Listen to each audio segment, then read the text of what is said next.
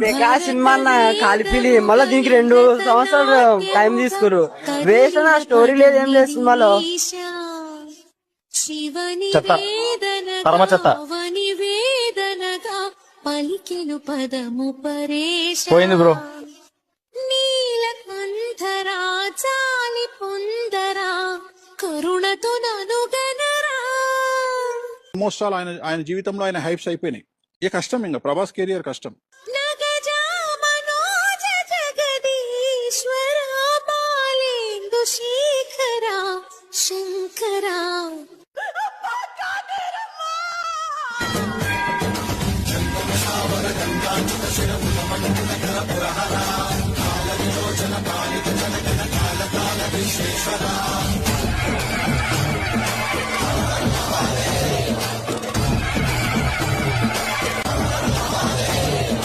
Hollywood లేదు, బాలీవుడ్ లేదు, rebel కూడా అంతే.